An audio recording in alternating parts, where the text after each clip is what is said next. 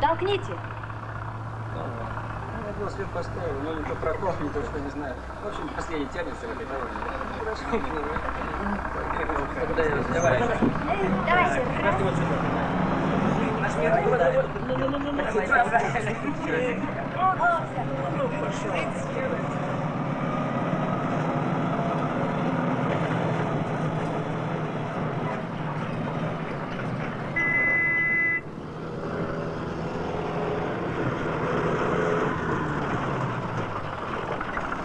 Сан Саныч, ну как, привезли?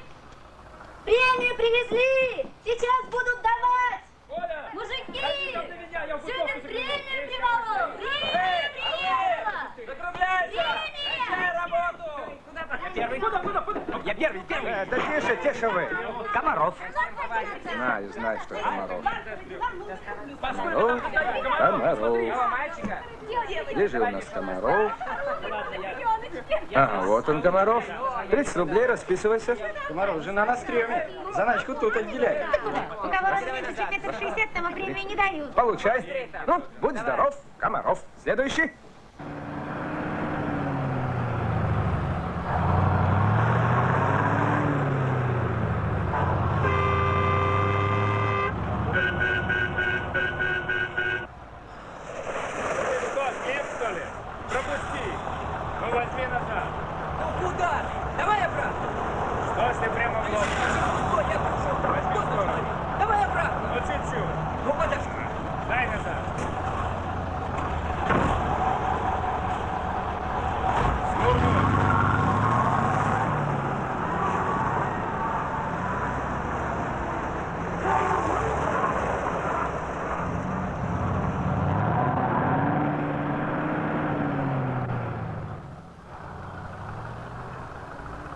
Жариков, Фроловский, вы же из бригады Потапова. Почему деньги не идете получать? Одни вы остались.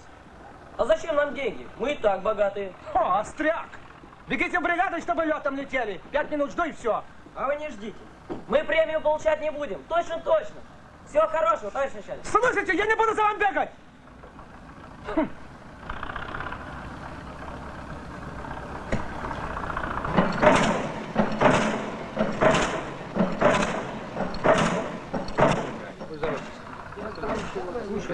Где мой ботинок? Только что был здесь. Куда расходитесь? Еще за вами должен бегать. Нельзя сначала деньги получить, а потом переодеваться, как все люди. Потапов, 70 рублей. Иди расписывайся.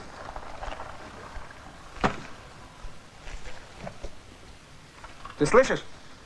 Александр Александрович, а мы решили премию не получать. Что-то мужики вы больно богатые стали. А сколько мне там начислили? Да нет, я так, Сан Саныч, из праздного любопытства. А то, знаете, деньги как-то надоели. То клади их в карман, то вынимай из кармана. Ну, парни, доиграетесь. Ей-богу, сдам кассу, потом побегаете. Мы не шутим. Бригада решила отказаться от премии.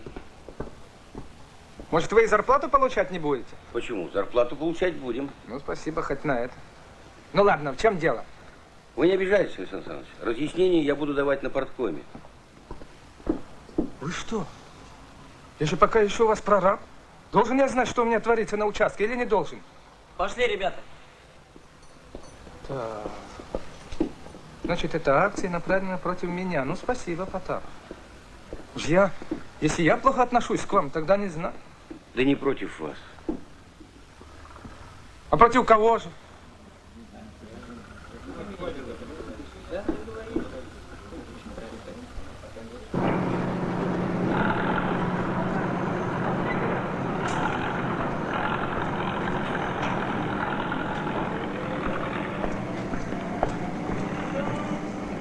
Вот он.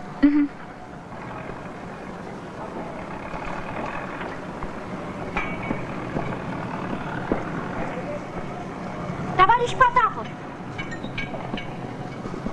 можно вас на минуточку?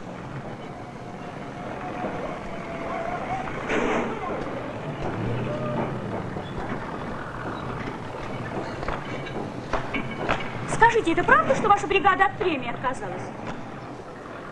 Ну? А что у вас случилось? Ничего. Дай колом. По-моему, вас никто не обижал, насколько мне известно.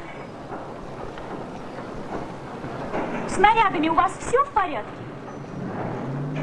Зюбин закрыл наряды? Закрыл. Нормально закрыл? Нормально. Значит, к отделу труда и зарплаты у вас претензий нет? Да нет. Или есть? Да нет же. Дядя Вася! Товарищ Потапов! К телефону!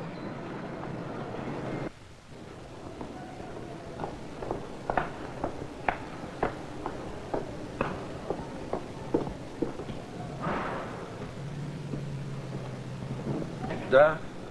Да. Да, правильно вас проинформировали.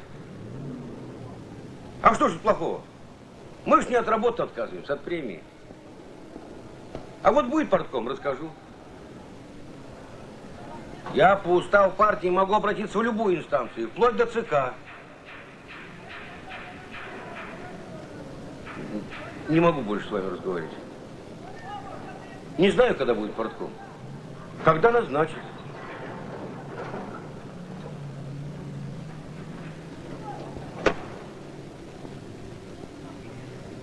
Здорово.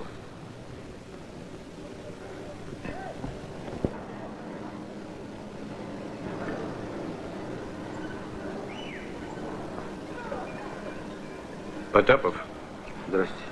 я попрошу взять листочки и написать объяснительную, почему ваша бригада отказалась от премии. Ничего я писать не буду. Почему? Потому что не хочу. Мы обязаны знать причину отказа. Будет партком, вы узнаете. Я не знаю, когда будет партком, а докладывать в трест о причинах отказа я обязан сегодня, сию минуту, сейчас же, понимаете? А что за спешка? Пожар, что ли? Ну не задавайте глупых вопросов. Идите, пишите объяснительную. Мне работать надо.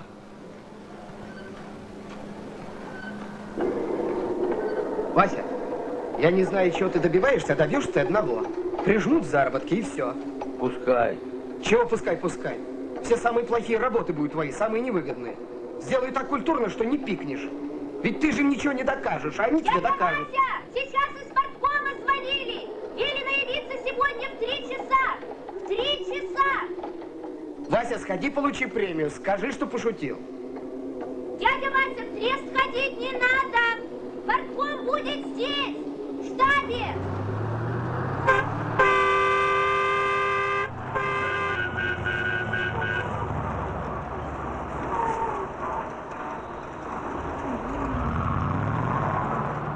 Борис, это Соломахин. Слушай, ты чего же не освободил Агеева и Кардина? Неужели 2 сварщиков на полчаса подменить нельзя? Да есть кворум. Я хотел, чтобы они были. Ну жаль. Алло, а ты ему передай, что я скоро вернусь. И если не будет сделано, пускай не обижается. Что? 5 выговоров? Ну, значит, будет иметь 6. Выговора не дети, алиментов не просят. Ага. Педасеев, Николай Иванович, Все перебирались к главному механику. Туда звоните. а он вернется? Нет, нет. А здесь что? А здесь портком будет. Здравствуйте, товарищ. Здрасте. Ради бога, Лев Алексеевич, ты извини. А вы не опоздали, Павел Емельянович? Главного виновника еще нет. Потапова нет? Здрасте. Может, он уже парткому не доверяет, решил прям к министру докладывать. Здрасте. Утром виделись, Павел С Емельянович. секретарем парткома лишний раз поздороваться не грех. Гриша, я достал вот то, что ты просил. Это? Да, спасибо. Виктор Николаевич, ты разберись там с этой бригадой. Что такое, понимаешь? Что там за круговая порука? Сегодня они от премии отказали, завтра еще что-нибудь придумают. А вы, товарищ Зюбин, вы там прораб или кто? Слушай, он сам-то у тебя премию получил? Получил. Ну и зря. У него там черт знает, что происходит, а он премию получает. О, красавица! Ты почему здесь? Лев Алексеевич, она где у нас должна быть? В Польше? В Болгарию, по-моему. В четверг уезжает. Смотри, там не загуляй меня. Мужику-то щей наготовила на 2 недели. Ничего, в столовку походит. Павел Емельянович, вы меня на поликлинику бросили, а там завал тот еще. В общем, я насчет сроков не Ну, ручаюсь. это ты перестань. Сегодня опять звонили. Отвечаю, будет. Говорят, не верим. Так я же вам Качнова, лучшую бригаду каменщиков. Да, но я же просил привел. подвести А мне вот тогда говорят другое дело. Понял? Управляющему не верит, а Качнову верит. Ну хорошо, Наташа, да ничего не затянется. Я говорю тебе, Наташа, можешь спокойно ехать. Я заберу Павлика. Купил. Да нет же, нет, ну говорю тебе нет. Сейчас начинаем. 3:30 я свободен. Алло, Наташа. Кириллыч, Да. поведи сегодня протокол. У нас Александра Михайловна ведет. Шур, давай ты. Ну почему я? Я каждый раз пишу. Ну вот. Здравствуйте. Здравствуйте, Шурочка. А если я тебя попрошу? Ну ладно. Но только ради вас, Павел Емельянович. Я Потапов. Подождать? Этот? Товарищ Потапов, вам во сколько было велено явиться? Так ровно 3. 1 минута, черту. Знаете, Потапов, я 8 лет работаю на производстве и ни разу никуда ни на 1 минуточку не опоздала. Вам понятно? Он исправится, Александр. Вот-вот. Вот-вот. Обратите внимание, Павел Емельянович, это у нас всюду. Потом удивляемся, почему дисциплина хромает. Как это так? На заседание партийного комитета человек идет. Садитесь, товарищ Потапов. Садитесь. Ну, поближе.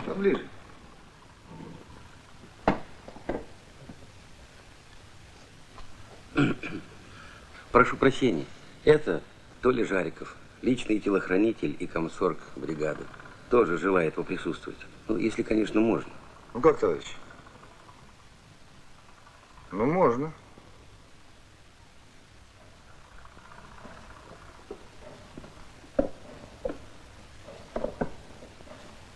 Здравствуйте.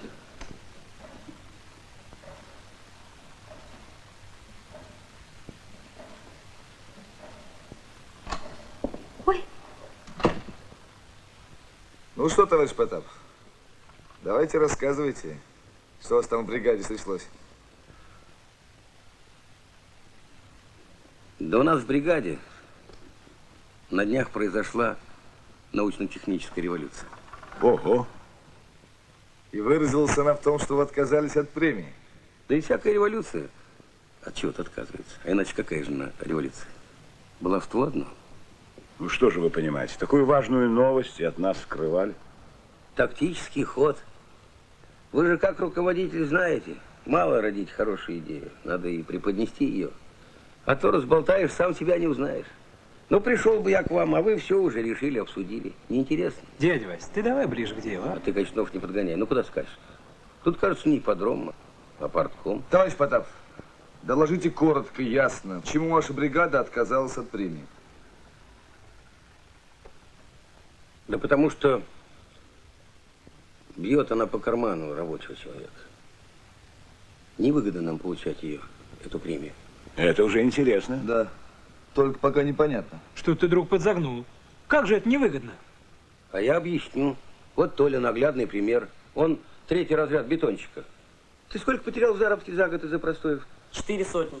А сколько тебе премии начислили? 40 рублей. Тоже за год. Да. Вот какой баланс получается. Смешно. Вы ему дайте свои 400 заработать, а потом на них премию В накинете. огороде Бузина, а в Киеве дядькина. Ничего не понимаю. Но потеряли на простоях. Так почему же премию не взять? 40 рублей не деньги, что ли? Ха, помешают. Да при чем тут это? Я говорю, премия. Ее как надо понимать? Как оценку. Кстати говоря, она нам дадена за 3-е место по соцсоревнованию. Вот и выходит. Оценку нам дали хорошую. Кладет Толя эту премию в карман, значит, он с этой оценкой согласен. А с чем согласен? С простоями? С тем, что он 4 сотни потерял? Причем здесь простое? Премия-то дается за перевыполнение плана. Премию надо связывать с планом, а вы сюда простое суете. Надо же разбираться немного, все-таки бригадир. Так давайте и разберемся, Борис Петрович.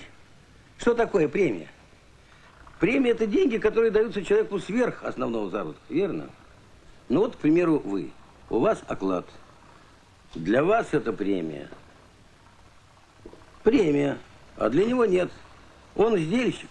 Для него бетона нет, он в прогаре. Еще чего-то нет, он опять в прогаре. Для него простое – это как вычет из зарплаты. Он 400 рублей не добрал до основного заработка. Так какая же для него премия? Для него это подачка, насмешка, если хотите. А ведь он правильно рассуждает, Борис Петрович.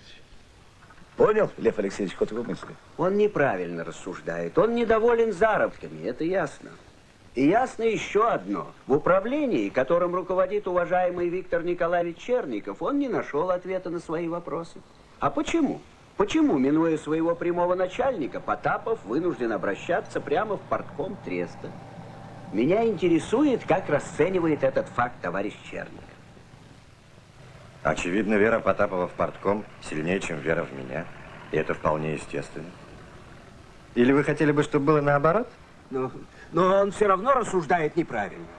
Премии за перевыполнение плана и простое на производстве разные вещи, они не соприкасаются.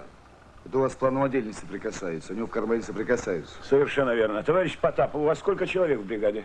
17. Я вам скажу, чтобы 17 человек рабочего класса единогласно отказались от премии, от живых денег, это, знаете, о многом говорит. Я имею в виду о многом хорошем. Значит, там есть дружба, есть авторитет бригадира, есть определенный уровень, между прочим, культуры, образования. Поэтому, Виктор Николаевич, и вы, товарищ Зюбин, давайте-ка с такими людьми работать умно. Вы член партии? Да. Я хочу, чтобы вы правильно поняли одну вещь. В стране сейчас ведется огромное строительство, и проблемы очень серьезные. И они не могут решаться так быстро, как нам хотелось бы. И совсем не потому, что кто-то не хочет работать, понимаете. Ну, я могу наказать Черникова, наказать Зюбина. Но ведь я знаю, что многое от них не зависит.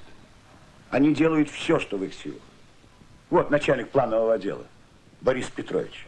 Трудолюбивый и неутомимый человек, крутится с утра до вечера. Или вот Роман Кириллович, инженер по технике безопасности. Энтузиаст нашей стройки, великолепный общественник.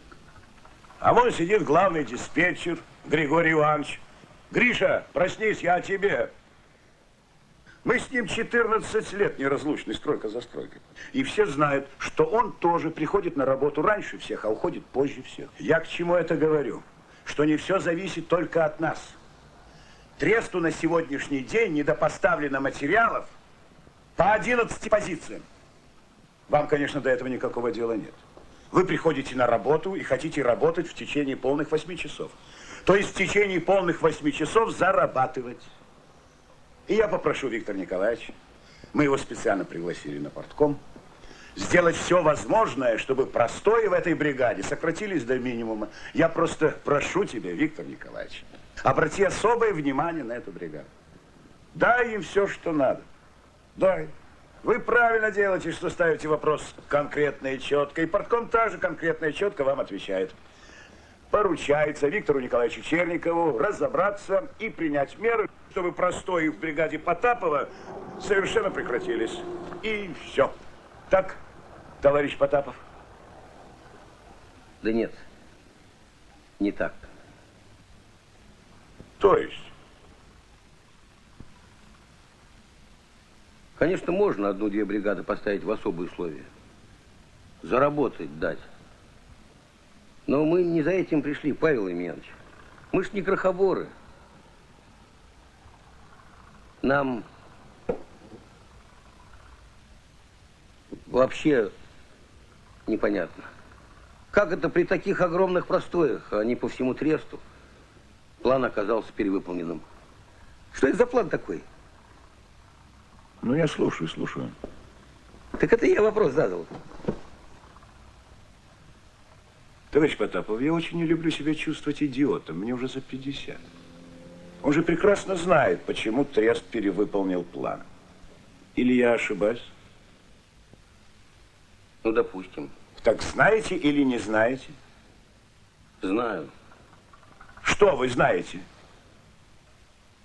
Все знаю. В начале года у нас был один план. Мы его не выполнили. Прошел год. Задним числом нам его скостили, другой дали. Новый мы перевыполнили. 3-е место по соцсоревнованию.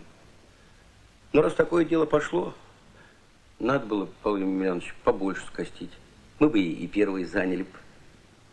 Что-то, по-моему, вы не в те дебри полезли. Павел Емельянович, Да нет, Лев Алексеевич, я ему не затыкаю рот, боже сохрани. Я просто начинаю разочаровываться в человеке, а мне бы этого не хотелось. Вам же известно, почему тресту, как вы выразились, план скостили. Известно? Известно. Бумага была отправлена, что трест не выполнил план исключительно по объективным причинам. Цемента не было, труб, леса. Субподрядчики плохо работали. Ну, правильно. Вот теперь вы правильно говорите. Правильно. Но мне бы хотелось сказать неправильно, Павел Емельянович. Не потому мы первый план не выполнили, что у нас труб цемента не было, а потому что на стройке порядка нет. Не было и нету. И никакого места мы не завоевали. И премия эта липовая. Хапнули 37 тысяч, радуемся, какие мы хорошие.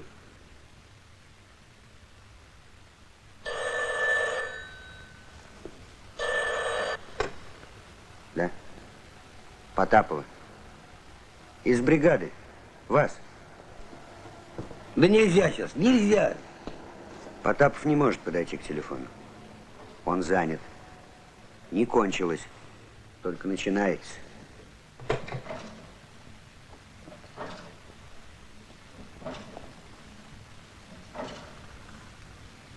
Ну так что ж, товарищ, у кого есть вопрос?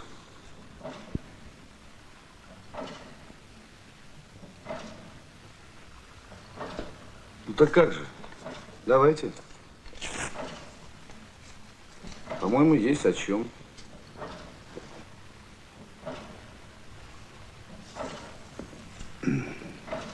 Товарищ Потапов, вы давно на строительстве? 17 лет. Значит, это не первая ваша стройка? 11-я. На тех стройках вы получали премию? Получал. Не отказывались? Не отказывался. Так неужели наша стройка хуже тех, на которых вы работали раньше? Хуже. И для наглядности я могу нарисовать одну неделю нашей работы. Нарисовать? Нарисовать? Ну, нарисуйте. Возьмем хотя бы прошлую неделю. Понедельник. Бригада простояла полсмены без бетона. Вторник. Бригада простояла полсмены без бетона. А почему? Цемент на стройке есть, щебенки, песку навалом. А мы без бетона сидим. Я спрашиваю, почему? Очевидно, потому что мощности бетонного завода еще не соответствуют нашим потребностям. Так вы так и скажите, Потапов. Тебе завтра бетона не будет. Я другим делом займусь. Но ведь мне этого не говорят. Заявки мои принимают, говорят, жди, будет бетон, жди. И так 3 дня. Это что, объективная причина невыполнения плана, Павел Емельянович? Берем четверг. Толя, когда я двери-то искал, в четверг или в пятницу? Четверг. Так вот, четверг. Надо было мне 3 двери поставить. Заявку подал, написал все по форме, какие, сколько, куда везти. Звоню, дверей нет, а я звоню. А мы-то не собираемся вам двери искать. Как так? Я заявку подал. Да что заявку? Мы двери не возим. Надо, поезжай сам и ищи свои двери. А что делать? Еду. Есть у меня 2 ПТУшника. Взял одного. Павел Емельянович, вы давно на складе были? Ни разу не был. А вы полюбопытствуете. Ведь очень интересный склад. Там порядок, как после Куликовской битвы. Полдня мы с этим мальчишкой, с Колькой Шишовым, двери искали. Они там были, и я их нашел. И это тоже объективная причина невыполнения плана. А в пятницу-то вообще обхохочешься. Фундамент мы для компрессорной делали. Постарались, хорошо сделали. 2 недели трудились. Пришел представитель заказчика. Братцы, вы что за фундамент такой сделали? Не то. Я говорю, как не то? Чертеж волоку, тютелька в тютельку. А он говорит, братцы, мы ж вашему тресту давным-давно другой чертеж выдали. Тут импортная машина стоять будет. Фундамент не подойдет. Звоним в техотдел. Был новый чертеж на фундамент для компрессорной. Сейчас поглядим.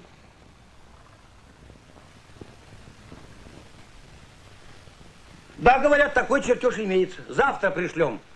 3 месяца, Павел Емельянович, не могли из Треста на участок чертеж переправить. Это тоже объективная причина невыполнения плана. А теперь что ж, субботу, воскресенье, свои выходные дни будем отбойными молотками долбить. Своими собственными руками свой собственный труд уничтожать. Надя, разыщи там осетрова, пусть свяжется со мной. Я в штабе на паркоме. А убыток какой? Фундамент 1000 стоит. Кто за него заплатит-то? Вы из своего кармана не выложите, верно? Не скажете бухгалтеру, я плохо руковожу, денег не давайте. Товарищ бригадир, не забывайтесь, думайте все-таки, о чем говорите. Павел Емельянович не капиталист, он за ваш счет не наживается. Ну и что не капиталист? Может, нам теперь за то, что мы не капиталисты, ордена выдавать, медали, премии? А ведь у меня, товарищи, половина бригады пацаны. Их же надо как-то воспитывать. Прививать уважение к ремеслу, к труду. А на чем прививать? На этих примерах? Да вы знаете, что мне сказал этот мальчишка, Колька, с которым я двери-то искал. Когда мы шли со склада, он и говорит, видать, коммунизм не скоро построится. И что вы ему ответили? Ничего не ответил. Товарищ бригадир, почему вы явились на заседание партийного комитета в нетрезвом виде? Я? Что это вы такое говорите? Я говорю, что вы выпили и в таком виде пришли на партком. А вы можете это доказать? А вы можете доказать то, что вы говорите? Вы можете доказать? На каком основании вы утверждаете, что у Треста не было объективных причин для изменения плана? Двери, видите ли, ему не привезли. Да мало ли что было у вас в бригаде. Вы же весь Трест обвиняете в том, что он под ложным путем выбил себе премию. Шли в таком случае прямо к прокурору, если здесь жулики.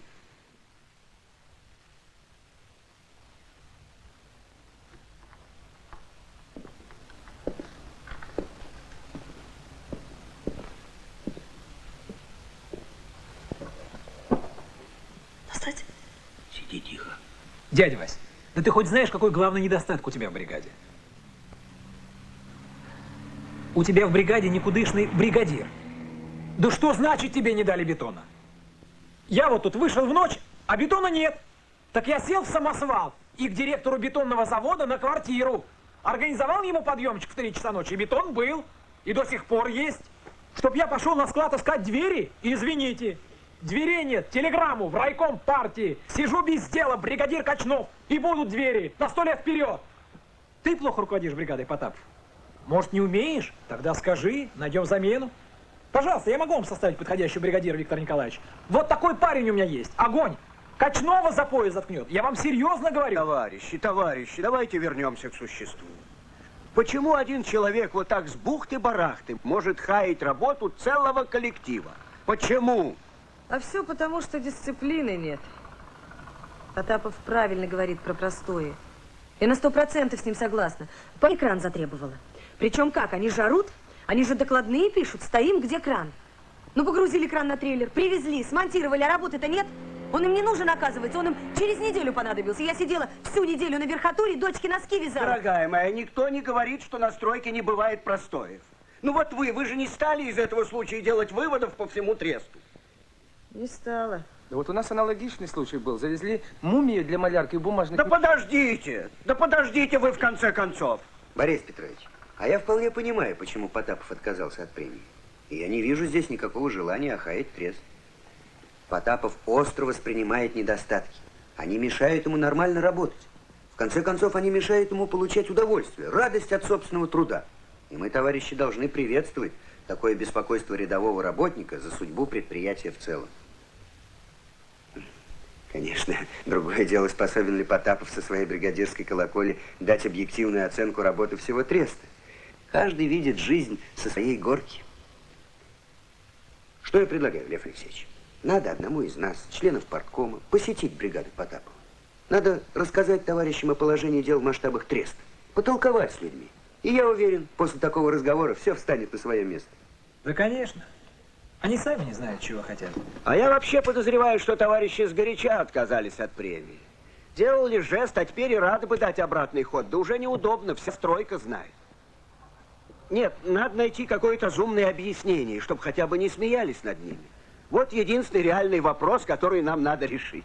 Он сделал глупость, а теперь партком должен думать, как ему из этой глупости выкрутиться. Толь, дай-ка.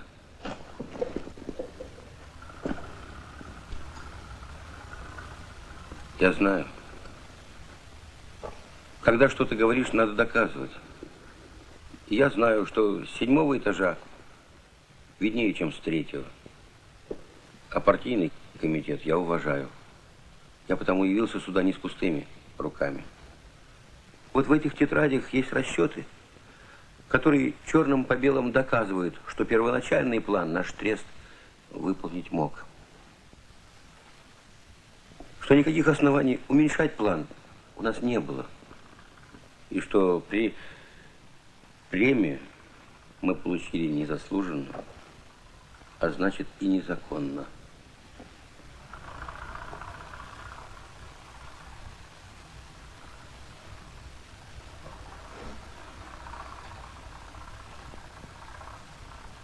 Лев Алексеевич, кажется, мы здесь и в кошки-мышки играем.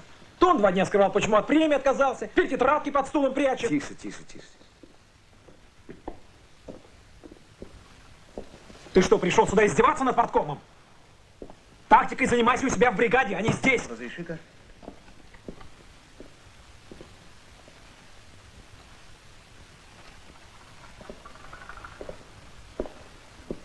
В общем, я предлагаю, учитывая поведение Потапова, прекратить это заседание, и пусть он идет со своими тетрадками куда хочет.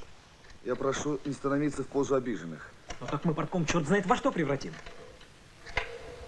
Михалыч, до тебя не дозвонишься. Слушай, извинись там перед товарищами за меня. Давай завтра ровно в 14. Нет, тут надолго. Товарищ Потапов, у вас какое образование? У меня? Да, у вас. У меня в бригаде 1 человек заканчивает строительный институт, 1 на 3-м курсе, 2 в техникуме учатся. А у меня лично 8 классов. Значит, расчеты делала вся бригада? Да, вся бригада. Да никогда я не поверю, чтобы бригада такими делами занималась. Ха! Весь трест обсчитали. Товарищ бригадир, где вы взяли такие данные, как общее количество простоев по тресту за год, выработка на одного работающего по месяцам, сводка наличных ресурсов, остатки ресурсов на 1 января? Причем тут у вас показано отдельно материалы, поступившие железнодорожным транспортом, отдельно автомобильным. Где вы взяли эти цифры, меня интересует. Я на этот вопрос отвечать не буду. То есть как это не будете? Я прошу ответить. Зачем же нам заниматься вашими расчетами, если вы от нас скрываете? Я сказал, на этот вопрос я отвечать не буду. Вы разбирайтесь по существу. А где я взял, у кого, это не имеет значения. Лев Алексеевич, у меня очень сильное подозрение, что за спиной Потапова кто-то стоит. Да? Кто ж этот злодей, Борис Петрович?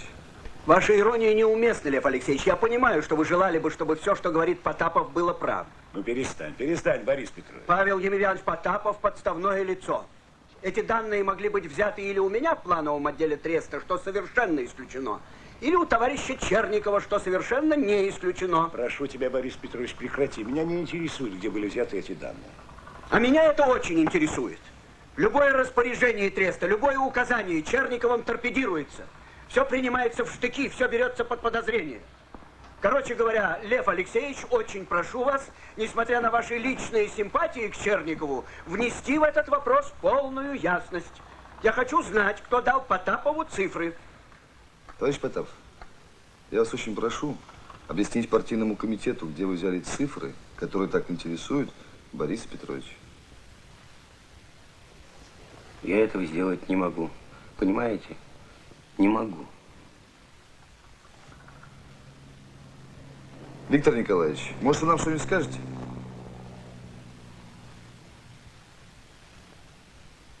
А вы напрасно молчите, Виктор Николаевич. То, что я здесь сказал, опровергнуть невозможно. Зачем же вы требуете от меня каких-то слов, если опровергнуть невозможно? Значит, вы согласны. Ваша работа. Молчание – знак согласия, Виктор Николаевич. Борис Петрович, я инженер и предпочел бы более точную логику, чем логика поговорок. Ну, значит, вы не согласны. Вас пригласили на партком, и будьте добры отвечать. Ты не горячись, Борис Петрович. Меня, например, радуют эти тетради. Даже если эти расчеты не совсем точны, а я в этом не сомневаюсь. Почему это вы не сомневаетесь? Да потому что даже опытным экономистам провести подобного рода анализ не так-то просто. Вы не торопитесь. Я ведь не против вас, хочу сказать. Наоборот, за вас. Дело не в том, в конце концов, точны эти расчеты или не точны. Как это не в том? Именно в том. Поймите, тут важно само ваше чувство, ваше стремление, желание вмешаться, не мириться с простоями, понимаете? То, что бригада взяла в руки карандаши, начала считать, задумалась о целом тресте, само по себе говорит, что данный коллектив заслуживает самой высокой оценки. А что касается конкретно ваших расчетов, то что я предлагаю, Лев Алексеевич? Сейчас нам дальше вести об этом разговор не имеет смысла. Как это не имеет? Я же вам дал расчеты. Так вот, необходимо их проверить. Никто же не может, полистав ваши тетради, вот так сразу сказать, правильно там все или неправильно. Что я предлагаю, Лев Алексеевич? Необходимо эти расчеты проверить и уж потом в рабочем порядке принять решение. Ну что ж, дельно, справедливо. Борис Петрович, кому мы можем поручить проверку этих расчетов? Миленины. Очень хорошо. Миленина лучший экономист треста, товарищ Потапов. Я думаю, для ускорения дела, Павел Емельянович, надо 2 человек назначить. Вы что, не доверяете моим сотрудникам? Дина Павловна честнейший человек. Или вы мне не доверяете? Что вообще здесь происходит? Не волнуйся, Борис Петрович, пусть будет 1 человек, хорошо. Я прошу, садитесь за этот стол, ведите партком, а я пойду покурю. Ну зачем так, Лев Алексеевич? Ты же умница, прекрасный парень, но в данном случае ты просто формалист. У меня есть предложение назначить срок 2 недели. Ты не возражаешь, Лев Алексеевич? Не возражаю. Угу. Так, давайте еще раз уточним позиции. Значит, вы ставите вопрос о том, что тресту необоснованно был скорректирован план. Так? Так. Доказательством чему являются ваши тетрадки, так? Так. Теперь мы вашему анализу делаем свой анализ, и через 2 недели вам докладываем, товарищ Потапов. Так? Так. Все. У кого есть еще вопросы? Пожелания? Предложения? Товарищ Лев Алексеевич, у меня к вам просьба. Какая просьба? Я прошу вас, задержитесь на 10 минут. Я сейчас приведу человека, который давал нам цифры.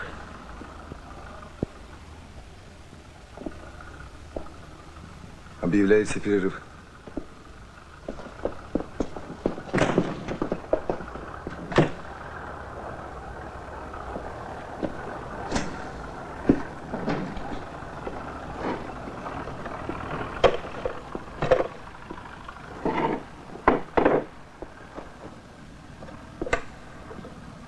Володя!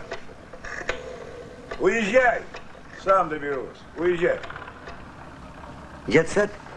Это кто говорит? Зинаида Михайловна, здравствуйте, это Любаев, отец Павлика. Зинаида Михайловна, тут так получилось, что никто из нас не может за Павликом приехать, но я обязательно кого-нибудь пришлю. И если произойдет задержка, займите его пластилином. Он любит с ним возиться.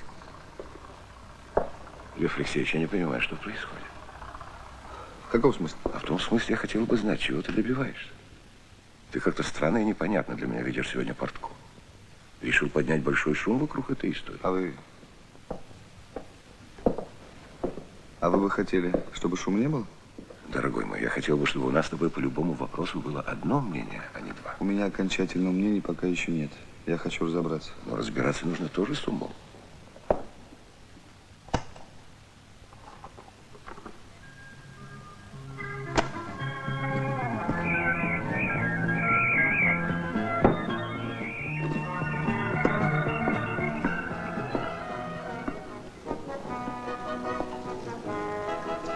Слушай, а у Потапова большая семья?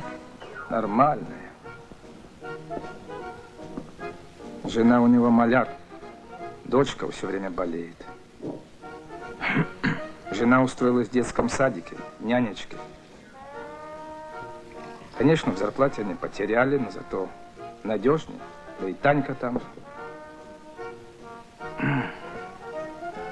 Какая Танька? Ну, вторая дочка, а может, первая. Они близнецы. Да и мать у него одна. Далеко. Может, пирожков принести? Кому пирожков принести? О, мне! И мне.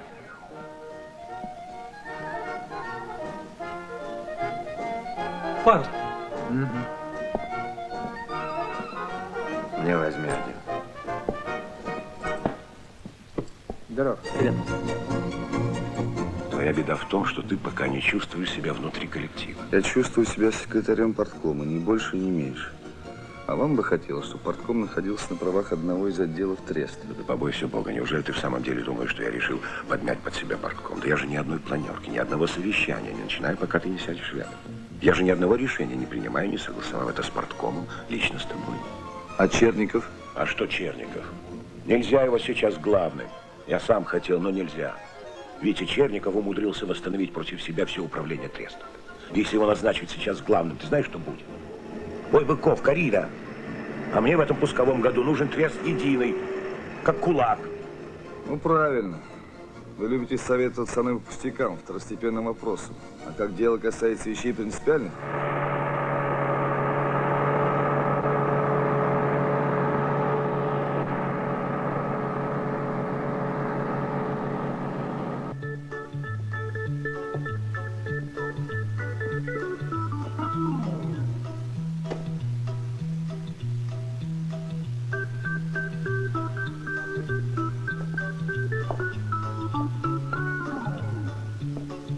А что это вы читаете, Виктор Николаевич? Дедуктив.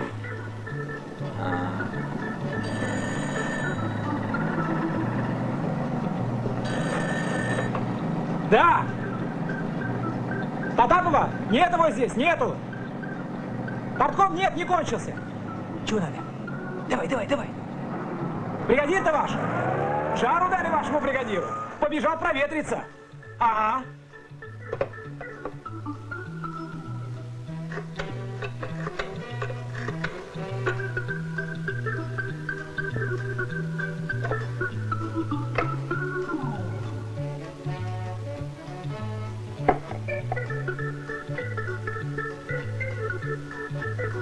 Раиса Викторовна, это Роман Кириллович. Раечка, будьте добры, большая просьба. Если вам не трудно, сходите в 75-ю квартиру. Да, к соседке. Лидия Владимировна ее зовут. Она пойдет в детский сад за дочкой и пусть возьмет Павлика. Ой, спасибо большое. Раечка, и только обязательно ей скажите, Павлик после ветрянки, ему нельзя ничего соленого. Спасибо, большое спасибо. Здравствуйте. О, здравствуйте. Здравствуйте, Дина Павловна. Борис Петрович, Миленина. Дина Павловна, вам уже передали? Очень хорошо, что вы пришли. Заходите. Понимаете, нашлись тут экономисты. Заходите. Добрый день, Дина Павловна. Однако вы быстры. Ну, проходите, садитесь. Борис Петрович, объясните Дине Павловне задание.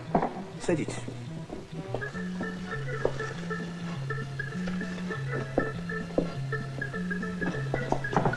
Лев Алексеевич, все в порядке. Вы же человека пошли звать. А мы позвали. Вот этот человек. Вы, Дина Павловна? Вы? Почему же вы мне не сказали? Дина Павловна, почему же вы от меня это скрыли? Я ничего не понимаю. Садитесь, товарищ. Продолжим.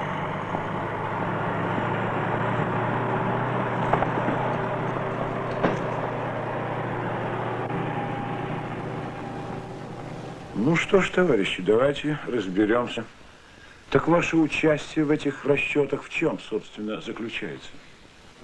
Ну, сама идея и сам принцип такого анализа принадлежит бригаде. Принцип довольно оригинальный. Они начали копать снизу, с простоев, и все расчеты делали они. Конечно, я им во многом помогала. Кое-какими коэффициентами дала им необходимые цифры, а в конце я все расчеты проверила. А почему, простите, именно к вам обратились? Я по совместительству преподаю математику на подготовительных курсах, а туда приходят ребята из этой бригады. Понятно. Вот Толя Жариков, Валера, Фроловский. У него в бригаде твой парень? У него. У тебя? У меня. И что, тоже от премии отказался?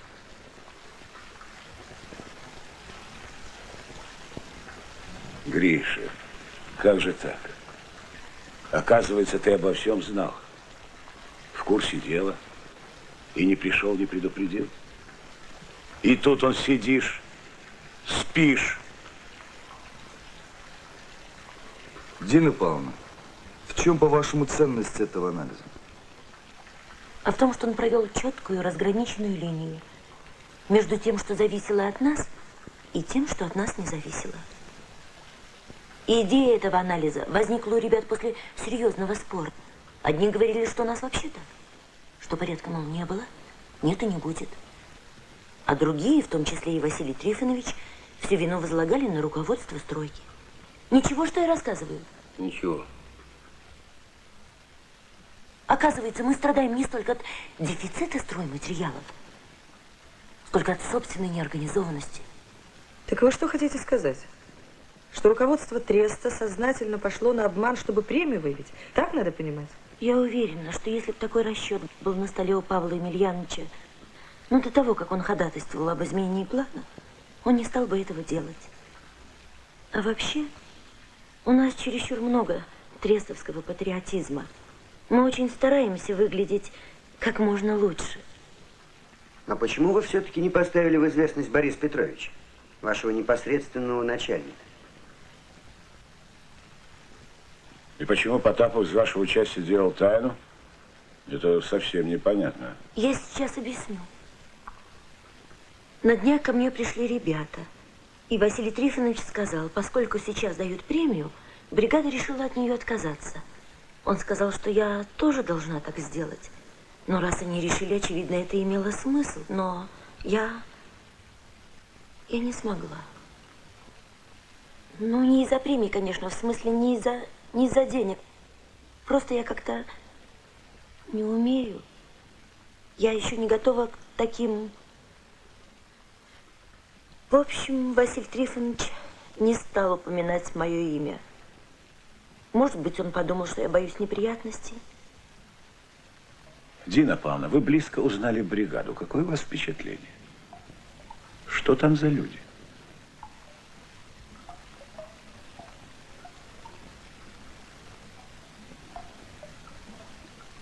Ребята, по-моему, толковые, искренние и честные. Они во всем хотят разобраться, все понять. Видите ли, я жила здесь на стройке довольно одиноко. А теперь у меня есть друзья. Недавно на охоту меня взяли. Я первый раз в жизни стреляла в утку. Целилась в утку, а попала в трест. водку я не попала.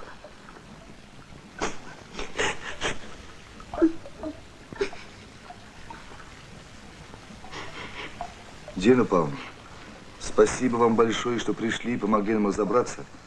И спасибо вам за то, что вы были так внимательны, когда рабочие обратились к вам за помощью. Спасибо вам. До свидания. До свидания.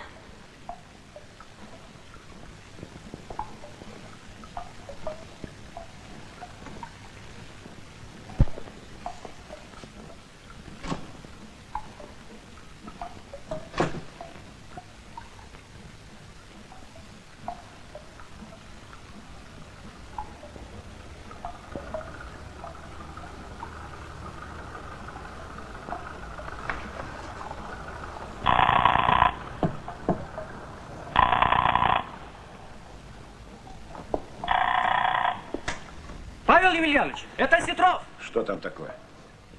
А я не знаю, мне передали срочно с вами связаться. Правильно вам передали. Почему был задержан чертеж на фундамент для компрессорной?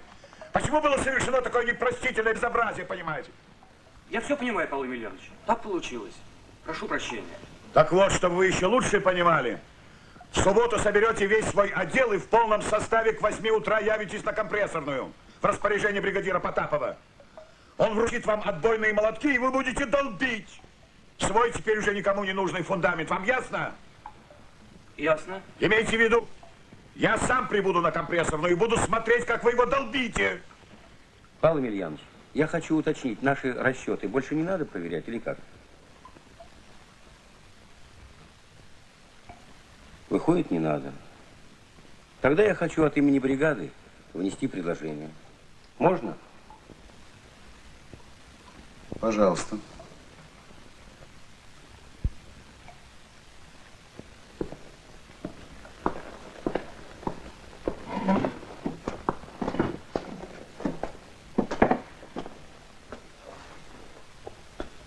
Значит так. Поскольку нам план скостили неправильно, надо, чтобы перевыполнение плана нам зачеркнули. Поскольку премия липовая, надо сдать ее обратно в Госбанк. Все 37 тысяч – это не наши деньги, это чужие деньги, и надо их вернуть обратно. Вот такое у нас предложение. Оно принято единогласно на собрании бригады. Вот протокол. И что же ты предлагаешь? Деньги людей обратно забрать? Да, забрать. Ты вообще соображаешь, что ты говоришь? Ты знаешь, что может быть, если такое сделать? А что может быть? А все что угодно. Люди тебе что, игрушки? То дали, то забрали. Вот и сколько лет на стройках. Был хоть один такой случай? Не было. Но вот когда мы заберем, изменится. Но забирать деньги нельзя. Нельзя, Лев Алексеевич. Это рабочие, понимаете? Рабочие. И что рабочие? Они что, бестолочи или как? Не трожь его, а то взбрыкнется. Не надо Качнов пугать рабочими. Я не пугала, и ты не пугала. Давайте. Соберем всех, а я объясню, почему эта премия ни рабочему лично, ни государству лично невыгодна. Так что, Лев Алексеевич, я предложение внес. Прошу вас решить, принимается оно или не принимается.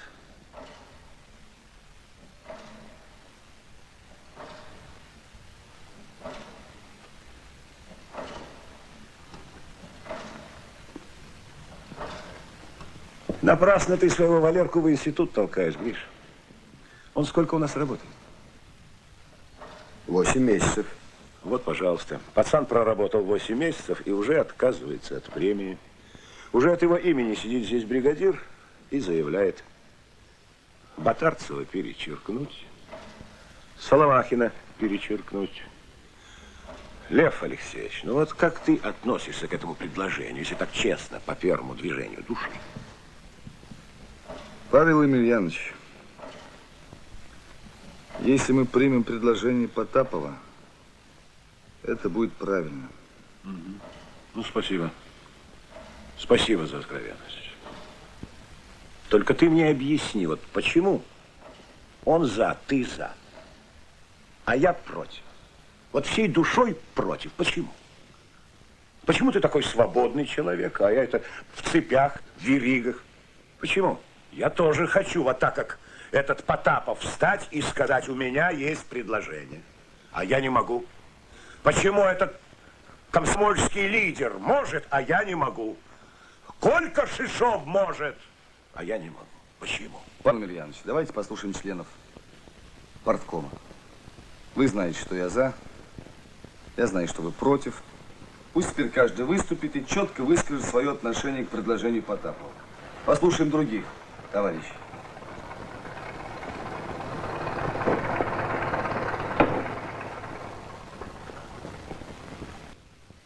Ну что ж, дадим слово самому молодому члену парткома. Александра Михайловна, пожалуйста. Я опять насчет дисциплины скажу. У нас на стройке нет слова «нельзя». Все у нас можно. Опоздать на работу можно, прогулять можно, чертежи вон вовремя не сдать тоже можно, тоже ничего не будет. Но когда все можно, ничего хорошего не получится. Я что хочу сказать, Павел Емельянович. Я вот крановщица, у меня кран ходит по рельсам. От и до. И высота у него определенная. Вот, по-моему, в Тресте по всем вопросам должны быть рельсы. О, улыбается. Дисциплина, рельсы, свободы нет. А ты думай свободно, куда эти рельсы проложить и какие. А то, что они нужны, это точно. Александра Михайловна, ну а как вы относитесь к предложению Потапова? Почему премию дают, люди ведь не спрашивают. А вот почему отбирают, наверное, спросят. По-моему, это хорошо. Можно? Да. Допустим, там все правильно, допустим. Но при чем тут люди? При чем тут рабочие? Я категорически против предложения Потапова. Рассуждайте, как хотите, но рабочие не виноваты. А как быть с тетрадями? А вы их в сейф положите, Лев Алексеевич, и пусть себе там лежат на здоровьечко. Поздно теперь руками махать, поздно. Что? Наказать кого-то надо. Давайте накажем. Давайте. Рабочие эту премию заслужили. Просто так заслужили и все. Ну хотя бы тем, что они были готовы и тот первоначальный план выполнить и перевыполнить. И это от них не зависело. Они бы сделали. И еще сделают. Успокойтесь, Качнов, у рабочих премию никто не отберет. Нет такого закона, чтобы отбирали. Это ж глупо требовать то, что противоречит закону. Я думаю, товарищ Потапов, с кого положено, возьмут. А с кого не положено, не возьмут. И давайте, товарищи, кончим эти разговоры. Роман Кириллович, пожалуйста. Товарищи, все-таки мы чего-то недопонимаем. Чего хочет Василий Трифонович? Василий Трифонович хочет только одного, чтобы в Тресте было больше порядка. В связи с этим, что я предлагаю, Лев Алексеевич? Необходимо составить единый, серьезный, продуманный план мероприятий по улучшению организации труда на стройке. Предварительно составить анкеты, раздать их бригадирам, мастерам, рабочим, послать в конце концов делегации на другие стройки. С этих планов навалом. Оргтех мероприятий, мероприятий по улучшению качества, мероприятий по улучшению количества, а толку никакого. Эти планы пора скоординировать. И еще, Лев Алексеевич, давайте сделаем так. Соберем всех инженерно-технических работников Треста и попросим товарища Потапова выступить перед ними с докладом. Ведь это хорошо, товарищи, когда рабочий как равный выступит перед инженерами. Я считаю, это может иметь очень большой резонанс. Да чего мелочиться, инженеров собирать? Давайте лучше министров соберем, начальников главков, ученых, а я как встану перед ними, как равный. И по телевидению покажем, на весь Союз, прогремим. Александра Михайловна в это время будет дочке вязать носочки в кабине башенного крана. Уважаемый Василий Трифонович, насколько я понимаю, внес свое предложение только для того, чтобы заострить вопрос. И в этом случае я его предложение приветствую. Если же он действительно хочет, чтобы Тресту корректировали планы и прочее, тогда, извините, мне непонятен исток его действий. Короче говоря, вы за или против? В таком случае против. Категорически. Разрешите мне? Пожалуйста. Я уверен, что мы должны быть честными. Но я не уверен, что мы должны быть глупыми. А вы посмотрите, в каком идиотском положении мы можем оказаться. Совсем недавно мы доказывали, требовали, умоляли изменить нам план. С большим трудом глав пошел нам навстречу. С большим трудом. А вот теперь мы должны прийти, потупить глазки и таким тоненьким голоском сказать: тут у нас один бригадир посчитал, что, оказывается, план мы выполнить могли, так что, пожалуйста, восстановите его. Это же скандал. Все наши отношения с главком немедленно летят к черту. Вы представляете, что отсюда вытекает? Это отразится и на снабжении, и на фонде заработной платы, и на других жизненно важных вещах. Вот тут Дина Павловна говорила, что мы слишком любим свой трест. Да, любим. Это закон жизни. Стараться, чтобы твоя организация выглядела лучше. И это главк понимает. А вот то, что предлагает Потапов, этого главк не поймет. Так же нельзя. Пришел Потапов, принес 2 тетрадочки, и сразу все пошло вверх тормашками. А если бы Потапов не работал в нашем тресте? Если бы нам немножечко меньше повезло в жизни? Если бы на месте Потапова был другой бригадир? А если бы на вашем месте был другой? Если бы на моем месте был другой, вас бы всех давно разогнали.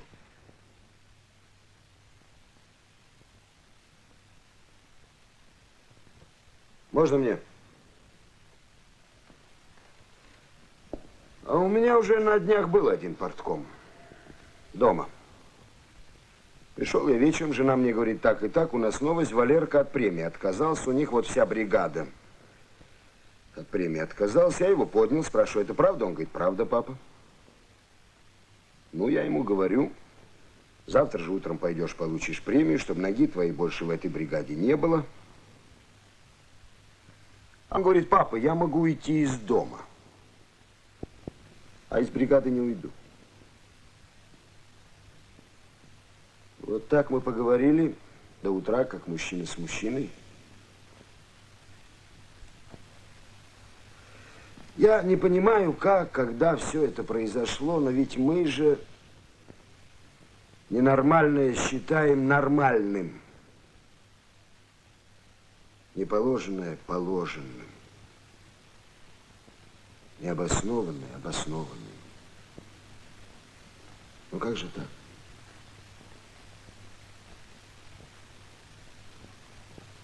Вот Валерка мне вчера говорит, ты, говорит, что? Завтра выступишь против нашей бригады? Я говорю: почему ты так думаешь? Ну как почему? Ведь явно Павлу Емельяновичу не понравится наш поступок, а ты ведь никогда в жизни не пойдешь против Павла Емельяновича.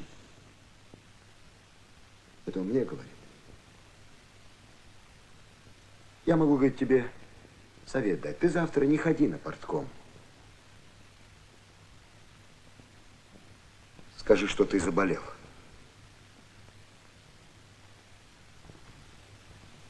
Понимаешь, Паша?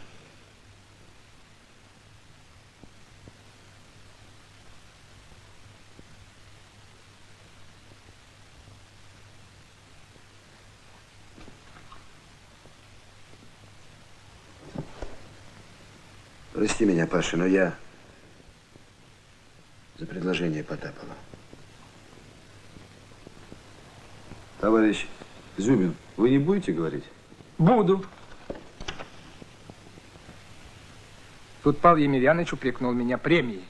Дескать, я ее не заслужил. Так вот, Павел Емельянович, завтра утром я свою премию сдам обратно в кассу. Можете меня снимать. Я пойду работать в бригаду Потапова простым бетонщиком. Вы, наверное, не знаете, Павел Емельянович, что значит на нашей стройке работать прорабом? Так вот, я объясню вам. Это значит, Павел Емельянович с утра до ночи бегать, высунув язык, как собака.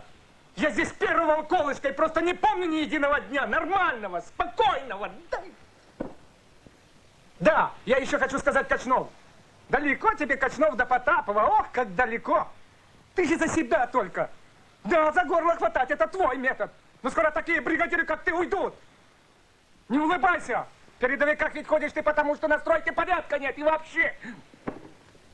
Все. Виктор Николаевич, пожалуйста. Как я понимаю, если предложение Потапова будет принято, Павла Емельяновича снимут с работы.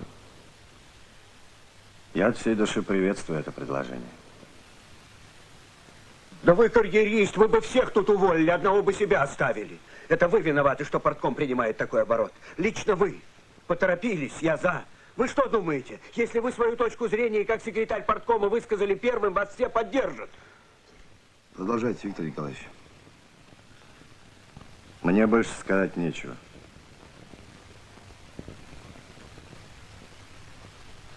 Ну что ж, все высказались. Пора приступать к голосованию. Я только хочу отметить, что неправильной необоснованной корректировкой плана мы извратили само понятие соревнования. Я хочу отметить, что ЦК партии призывает нас помнить, что соцсоревнования требует не только поощрения передовиков, но выявления тех, кто отстал. Бывает у нас так, что иные много шумят, когда принимают обязательства, но помалкивают, когда подводят итоги. И вот тут приводят слова Ленина. Надо писать с абсолютной точностью то, что есть, не уклоняясь от признания неприятных фактов, ибо не признавать того, что есть, нельзя. Оно само заставит себя признать. Том 38, страница 161. Газета сегодняшняя. Итак, у нас есть предложение Потапова поставить вопрос перед главком о необоснованной корректировке плана со всеми вытекающими последствиями. Товарищи Черников и Зюбин голосуют только члены парткома. Пока еще Павла Емельяновича не уволили из треста, он с твоего разрешения, Лев Алексеевич, скажет несколько слов. Вы, товарищи, понятия не имеете, в какой неподходящий момент вклинились эти потаповские тетрадочки. К концу года мы должны пустить комбинат. Его продукция разнаряжена на десятки предприятий, в том числе и за рубеж. Вы все прекрасно знаете, что пуск комбината под угрозой срыва, но пуск, безусловно, состоится, и пускать комбинат придется без некоторых объектов. Без каких объектов? Без центральной лаборатории, без ремонтной базы и без очистительных сооружений. Павел Емельянович, нам никто не позволит пускать комбинат в урезанном виде. А почему же 3 года назад нам позволили начинать строительство задом наперед? Не было ни базы, ни дорог, ни технической документации. Так вот, пока товарищ Потапов с Милениной делали свой анализ, Борис Петрович сидел по ночам и делал другой расчет. Расчет, позволяющий нам сегодня настаивать на изъятии из пускового комплекса некоторых объектов. Почему партийный комитет ничего не знает об этом расчете? А потому что он еще не готов. Я ничего не намерен скрывать от парткома, Лев Алексеевич, хотя ты меня в этом сильно подозреваешь. Я не хочу сказать, что в этих тетрадках неправда.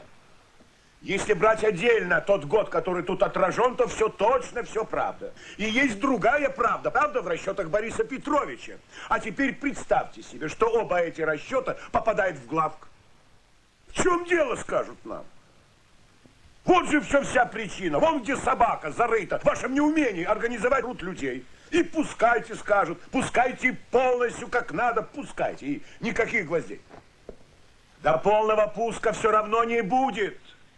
А будет кошмар штурмовщины. К тому же бесполезной. Поэтому я прошу вас, товарищ Потапов, я очень прошу вас, и как человек, проживший 52 года, и как управляющий трестом, заберите вы свои тетрадки и снимите вы с повестки дня свое предложение.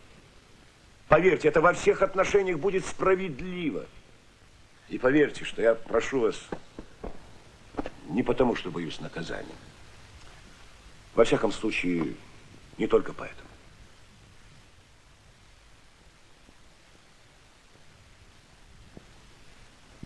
Зачем же ты начал, Павел Емельянович?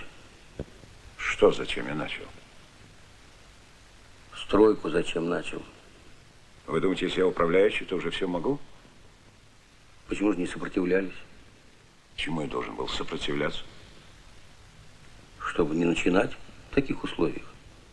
Ну, сопротивлялся. Как же вы думаете? Конечно, сопротивлялся. Как же это вы делали? В главке разговаривал, доказывал, матом ругался. Ну, а они? А они по спине хлопали. Ничего, все будет в порядке. А вы? Что я? Ребром надо было вопрос ставить. Заявление написать. Или отодвиньте сроки строительства, или снимите с должности. А ты, оказывается, наивный мужик, Потапов. Ну, сняли бы, Павел Емельянович. Пришел бы другой. И начал. Не скажи. Когда вопрос ребром ставится, люди думать начинают. Прояснение в мозгах происходит, когда вопрос ребром ставится. Но это же несерьезно, Василий Трифонович. Заявление, ребром. сопротивлялись. Вы опять рассуждаете с горки бригадира. И правильно. Тут Павел Емельянович со своей горки говорил, что у меня в бригаде простое, потому что у нас вообще с планированием плохо. А я со своей горки вижу, что это планирование он сам и запутал. Потому что начал стройку тогда, когда ее начинать нельзя было. Ну вот сидит начальник твой, Виктор Николаевич. Ты же убедился, что он относится ко мне далеко не дружелюбно. Но даже он тебе может сказать, как я не хотел тогда начинать это строительство. Я грешен в чем угодно, только не в этом. Ну расскажи ему, Виктор Николаевич, что ж ты молчишь? Расскажи, тебе он поверит. Помните, Павел Емельянович, 3 года назад, примерно на этом самом месте, где мы сейчас сидим, стояли вы, я, Григорий Иванович, Борис Петрович. А земля тогда еще не нюхала бетона, ничего еще не было, ни хорошей работы, ни плохой работы. Просто была земля, стояли 4 человека, которым на этой земле поручили построить комбинат. Не конец делу или нет, а начало, сказали вы тогда. Еще громко крикнули на весь лес. Начало! Я клянусь, вам говорили вы тогда, что пока мы не построим все дороги, ни один объект, ни одна стена не будет начата. А потом телефонограмма, приступить к строительству. Я к вам. Как же так, Павел Емельянович? Ничего, Виктор Николаевич, нужно с этим кварталом развязаться, а потом уже все пойдет по-другому. И еще можно было исправить положение. Я вам тогда еще верил. Я думал, не портить отношения с главком – это ваша тактика, а это оказалось вашей стратегией. Да и моей потом тоже. Да что там говорить? Знаменитая пословица Бориса Петровича «Я перед главком отчитываюсь за каждый квартал в отдельности, а не за всю жизнь сразу». Это в конечном счете и ваша пословица. Вы не хотите ни за что отвечать. Вам так удобнее. Мол, начальство виновато, а моя совесть чиста. Нельзя было так начинать строительство тогда. Лучше было вообще уйти с должности. Ну вот опять. Другой бы взялся. Да человек ответственный никогда бы не взялся. И вы лично, Павел Емельянович, виноваты в том, что мы тогда так начали стройку, и что мы ее сейчас так заканчиваем.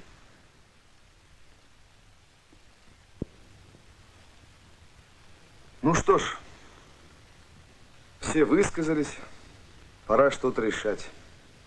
И последнее, что я хочу добавить, пробивая идею усеченного пуска, мы тем самым заставляем директора будущего комбината начать так же, как начали мы. У него ведь тоже не будет одного, другого, третьего. Идет партком. Он тоже будет руки разводить объективной причиной. В общем, цепная реакция. А ведь объективные причины не с неба падают. Они рождаются нашим непрофессионализмом, нашей безответственностью. Да? Что такое? Я же сказал, идет партком. Что? Да. Так. Хорошо. Товарищи, есть небольшое сообщение. Звонили из бухгалтерии. Вот только сейчас бригада Потапова, Василий Трифонович, получила премию.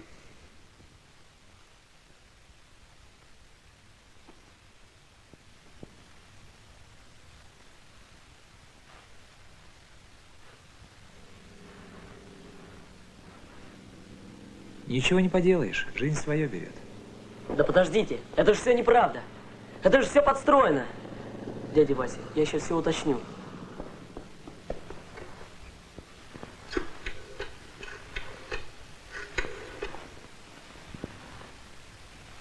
Алло, бухгалтерия 33 управления?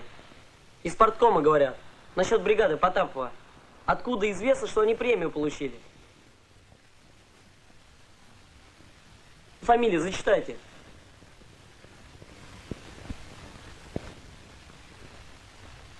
Нет, вы все-таки фамилию зачитайте. Голованов? Какой еще Голованов? Так ведь нет же у нас такого Голованова. Дядя Вася, ну я же говорил. Вот дают. Они же ведомости перепутали. Нет. Лучше я вам буду звать фамилии, а вы смотрите, получили или нет. Шипов. Шипов Николай. Не получил. Колька Шипов не получил. А Фроловский Валерий? Тоже не получил. А говорили все. Матвеев Егор. Нет, вы хорошо проверьте. И подпись его стоит. Ну ладно. Самохвалов смотрите. Никитенко. Корольков Иван Иванович. Тоже получил. Курочкин. И что, все? Это все, кто получили? Спасибо вам. Всего 7 человек получили. А говорили, что все.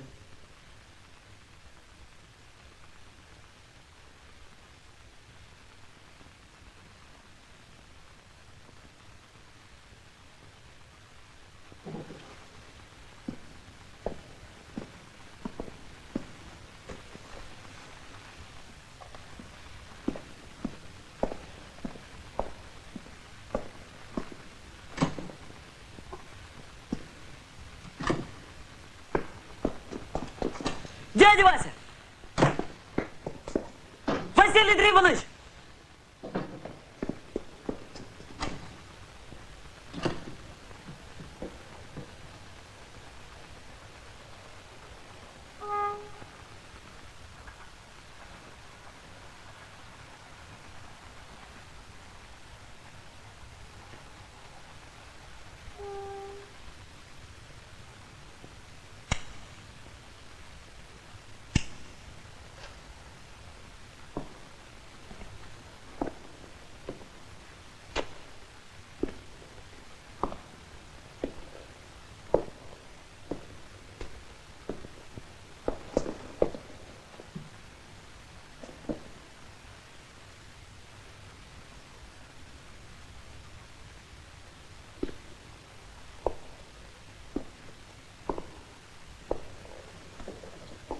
Ну что ж, товарищи, пора расходиться. Хватит. Да, все так прекрасно кончилось. Все, Лев Алексеевич? Между прочим, заседание партийного комитета я не закрывал. Задержитесь, товарищ. Я считаю, от того, что часть бригады получила премию, для нас с вами ничего не изменилось. Я считаю, если мы сейчас не примем предложение Потапова, нас, как партком, нужно гнать отсюда к чертовой матери. Мы все умеем и любим подниматься на трибуны и говорить красивые слова о рабочем классе. Он у нас грамотный, и современный, и умный, и культурный. Настоящий хозяин стройки. А когда он пришел сюда, этот хозяин, к нам, когда он выложил нам все, что наболело, мы его не узнали. Сначала мы решили, что он рвач. Было.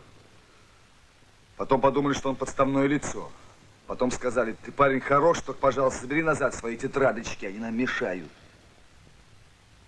А вы знаете, Борис Петрович, почему эти 7 человек получили сейчас премию? Потому что они не верят. Они не верят, что Потапов чего-нибудь добьется. Что можно хоть что-нибудь изменить на этой стройке. Так неужели мы сейчас подтвердим это? Во имя чего мы должны так поступить? Во имя чего мы должны погубить в людях самое главное? Веру в то, что ты не пешка. Что можешь что-то изменить в жизни. Переиначить. Сделать лучше.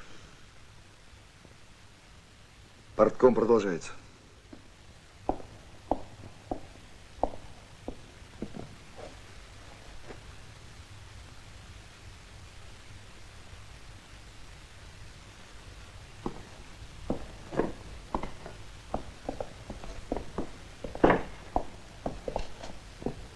Товарищи, мы члены Коммунистической партии Советского Союза, а не члены партии Треста 101. Такой партии нет. Я ставлю на голосование предложение Потапова. Кто за, прошу поднять руки.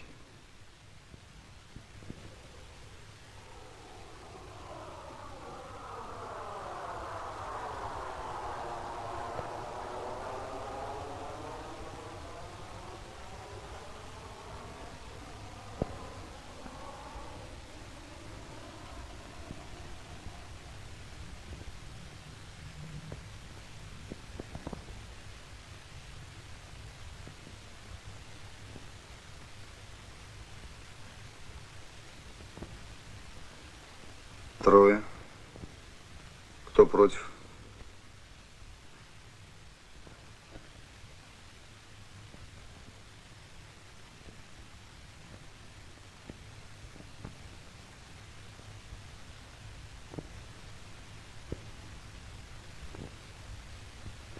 Тоже трое. А вы, Павел Емельянович, воздержались?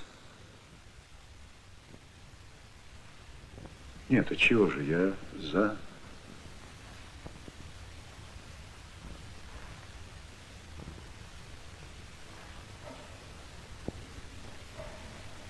Ну что ж, товарищи, большинством голосов предложение Потапова принято.